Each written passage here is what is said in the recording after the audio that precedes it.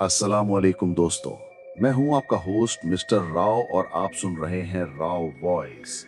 आज मैं लेके आया हूं एक ऐसी कहानी जो आपकी रूह तक को हिला देगी। अगर आपको हॉरर स्टोरीज पसंद हैं तो इस चैनल को सब्सक्राइब करना मत भूलिएगा। बेल आइकन दबाइए नोटिफिकेशंस के लिए और कमेंट्स में बताइए कि आपको कैसी लगी ये कहानी। तो सुनिए ये डरावनी दास्तान। वो दुल्हन जो मंडप से कभी न गई। साल था 1987 और जगह थी उत्तर प्रदेश के एक छोटे से गांव चंदनपुर की। यहाँ रहती थी प्रिया, एक सुंदर लड़की जिसकी शादी तय हो गई थी विक्रम से, जो पास के शहर से आया था। प्रिया सिर्फ 19 साल की थी, गोरा रंग, लंबे बाल और आंखों में खुशियों का समुद्र। उसकी माँ कमला देवी बहुत खुश थी क्योंकि विक्रम एक अच्छे घर से था और बिजनेस करता था। शादी से 2 हफ्ते पहले गांव में अजीब सी घटनाएं होने लगी थी। रात को कुत्ते ऐसे रोते थे जैसे कोई आत्मा उन्हें परेशान कर रही हो। गांव की बूढ़ी औरतें कहती थीं कि हवा में कुछ बुरा सा महसूस हो रहा है, लेकिन किसी ने इन बातों को ज्यादा सीरियसली नहीं लिया। प्रिया की सहेली सुनीता ने नोटिस किया था कि प्रिया के साथ कुछ अजीब हो रहा है। वो कहती है कि जब भी वो प्रिया से मिलने जाती थी तो लगता था जैसे प्रिया किसी और दुनिया में खोई हुई है। उसकी आंखों में वो चमक नहीं थी जो एक होने वाली दुल्हन में होनी चाहिए। शादी से एक रात पहले प्रिया की छोटी बहन कविता ने बताया कि उसने प्रिया को रात के 2 बजे मंडप की तरफ जाते देखा था। जब उसने आवाज लगाई तो प्रिया ने मुड़कर देखा भी नहीं था। कविता डर गई थी क्योंकि प्रिया के चेहरे पर कोई एक्सप्रेशन नहीं था, बिल्कुल एक मुर्दे जैसा। शादी का दिन आ गया। सुबह से ही गांव में जोश और मस्ती का माहौल था। शहनाई बज रही थी, औरतें गीत गा रही थीं और बच्चे खेल रहे थे। प्रिया को तैयार किया जा रहा था, लेकिन जब उसकी मां ने उसे देखा तो वो डर गई। प्रिया का चेहरा बिल्कुल सफेद हो गया था और वो कुछ बोल नहीं रही थी। प्रिया बेटा क्या बात है, तू ठीक है ना? कमला ने पूछा। प्रिया ने सिर्फ सिर हिलाया, कोई आवाज नहीं निकाली। उसकी आंखों में एक अजनबी सा डर था। बारात आ गई। विक्रम घोड़े पर सवार था, ढोल बजने लगे और सब लोग नाचने लगे। मंडप सज गया था मैरीगोल्ड के फूलों से। पंडित जी मंत्र पढ़ने लगे।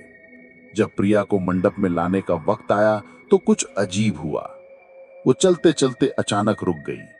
उसके पांव जैसे जमीन में जड़ गई हों।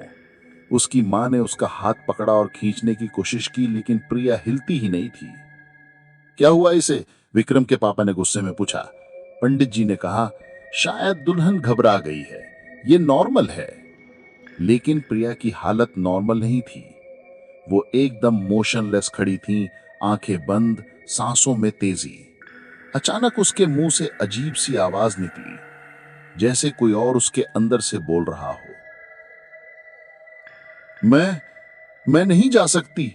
वो वो मुझे जाने नहीं देगा। सब लोग हैरान हो गए। क्या मतलब था इस बात का? प्रिया की दादी जो बहुत पुरानी और एक्सपीरियंस थी, वो समझ गई कि बात क्या है।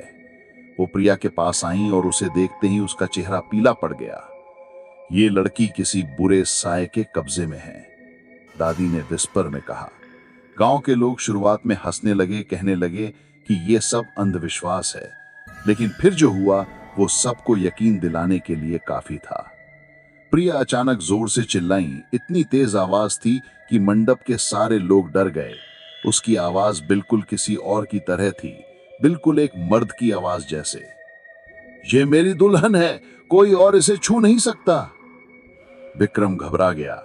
उसके साथ वालों ने कहा कि शायद प्रिया को कोई मेंटल प्रॉब्लम हो गई है, लेकिन फिर प्रिया ने अपनी आंखें खोली। उसकी आंखें बिल्कुल लाल हो गई थीं और उनमें से आंख का पानी बाहर निकल रहा था। वो ऐसे देख रही थी जैसे किसी को देख रही हो जो वहां प्रेजेंट नहीं था। रामो, तुम क्यों मुझे भूल जाते हो? मैं विक्रम से शादी करना चाहती हूँ, प्रिया ने कहा, लेकिन उसकी आवाज में डर साफ सुनाई दे रही थी। गांव के बुजुर्ग लोग समझ गए कि रामो कौन था। वो एक लड़का था जो प्रिया से बहुत मोहब्बत करता था।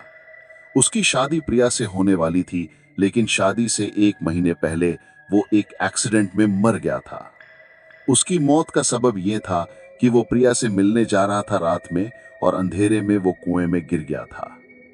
प्रिया के पापा को अब याद आया कि रामू ने मरते वक्त कहा था कि मैं प्रिया को किसी और के साथ नहीं जाने दूंगा, वो सिर्फ मेरी है।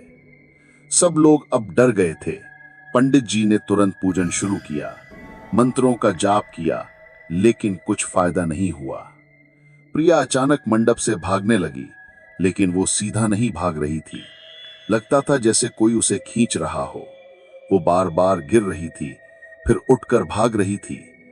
मुझे जाने दो, मैं तुम्हारे साथ नहीं आ सकती, तुम मर चुके हो रामू, प्रिया चिल्ला रही थी।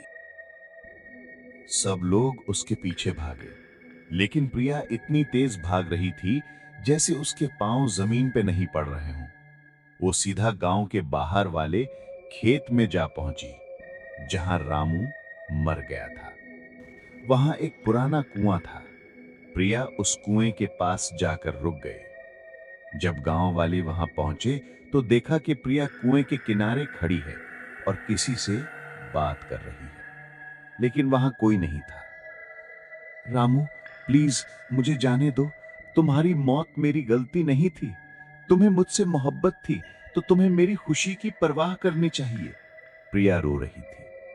अचानक हवा चलने लगी, इतनी तेज कि सब लोगों को लगा जैसे कोई तूफान आ रहा है। पेड़ हिलने लगे, पत्ते उड़ उड़ के गिरने लगे। फिर सब लोग ने देखा कि कुएं के पानी में कुछ हरकत हो रही है। पानी बबल्स की तरह उछल रहा था और उस पानी से एक अजीब सी बदबू आ रही थी। प्रिया अचानक कुएं की तरफ झुकने लगी। सब लोग चिल्लाए, प्रिया मत कर, वापस आ जा। लेकिन प्रिया सुन नहीं रही थी।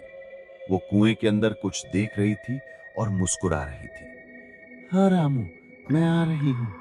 अगर तुम्हें लगता है कि हम साथ रह सकते हैं तो ठीक है, प्रिया ने कहा। बस इतना कहकर प्रिया कुएं में कूद गई। सब लोग जोर से चिल्लाए और कुएं की तरफ भागे। लेकिन जब उन्होंने कुएं में देखा तो सिर्फ काला पानी था। प्रिया कहीं नहीं थी। गांव वालों ने पुलिस को बुलाया, रेस्क्यू टीम आई। पूरे दिन कुएं में ऑपरेशन चला, लेकिन प्रिया की लाश भी नहीं मिली। कुएं का पानी क्लियर कर दिया, लेकिन कुछ नहीं मिला। ये बात सब लोगों को समझ नहीं आ रही थी कि आखिर प्रिया गई कहां। उस दिन के बाद से गांव में अजीब चीजें होने लगी। रात को लोग प्रिया की आवाज सुनते थे। वो गाने गाती थी जो वो रामू के लिए गाती थी। कुएं के पास से एक दुल्हन की हंसने की आवाज आती थी। कुछ लोगों ने देखा भी था कि रात को कुएं के पास एक दुल्हन खड़ी रहती है, व्हाइट साड़ी में, और वो किसी का इंतजार कर रही होती है। विक्रम के घर वालों ने फैसला किया कि वो इस गांव से चले जाएंगे। उन्हें लगता था कि यह जगह शापित है। लेकिन सबसे डरावनी बात यह थी कि प्रिया की मां कमला ने बताया कि उसे लगता था जैसे प्रिया घर में है। रात को उसे प्रिया के रूम से हंसने की आवाज आती थी और लगता था जैसे प्रिया अपने कपड़े फोल्ड कर रही है। एक दिन कमला की हिम्मत हुई और वो प्रिया के रूम में गई। रूम बिल्कुल वैसे ही था जैसे प्रिया ने छोड़ा था, लेकिन ड्रेसिंग टेबल पे एक नोट पड़ा था। उस नोट पे लिखा था, मां मैं खुश हूं। रामू ने मुझसे कहा था कि अगर मैं उसके साथ आ जाऊंगी तो हम हमेशा साथ रहेंगे। हमारी शादी हो गई है उस दुनिया में। मैं अब दुल्हन बन गई हूं जो कभी घर नहीं लौटेगी। Don't worry about me. Kamla का दिल टूट गया। उसकी बेटी उसे छोड़कर एक ऐसी दुनिया चली गई थी जहां से वापसी नहीं थी। महीनों बाद गांव में एक नई फैमिली आई। उन्होंने प्रिया का घर खरीदा। उनका एक छोटा सा बेटा था, अर्जुन। एक दिन अर्जुन ने अपनी मां से कहा, मम्मी, घर में एक आंटी रहती है व्हाइट ड्रेस में। वो बहुत सुंदर है, लेकिन वो ज्यादा बात नहीं करती। अर्जुन की मां डर गई। उसने पूछा कि वो आंटी कहाँ रहती हैं? वो अपस्टेयर्स वाले रूम में रहती हैं। वो हमेशा मिरर के सामने बैठी रहती हैं और अपने बाल बनाती रहती हैं। लगता है वो किसी का इंतजार कर रही हैं। अर्जुन की मां को समझ आ गया कि प्रिया अब भी उस घर में है। वो अब भी दुल्हन बनकर किसी का इंतजार कर रही है। उस फैमिली ने तुरंत घर छोड़ दिया और उस घर के बाद कोई नहीं आया। आज भी लोग कहते हैं कि अगर आप रात को उस घर के पास से गुजरेंगे तो आपको शहनाई की आवाज सुनाई देगी, लगेगा जैसे कोई शादी हो रही है। और अगर आप हिम्मत करके अंदर देखें तो आपको एक दुल्हन दिखाई देगी जो मंडप के सामने बैठी है, वेटिंग फॉर हर ग्रूम। लोग कहते हैं कि प्रिया अब भी रामू का इंतजार कर रही है। वो चाहती है कि उनकी शादी पूरी हो, लेकिन रामू का रूह उसे कभी शांति नहीं देता। वो उसे हमेशा उस घर में कैद रखता है। गांव के बुजुर्ग कहते हैं कि ये एक वार्निंग है सबके लिए। मोहब्बत में अंधा होना ठीक है, लेकिन ऑब्सेशन कभी खत्म नहीं होता, चाहे इंसान इस दुनिया में हो या उस दुनिया में।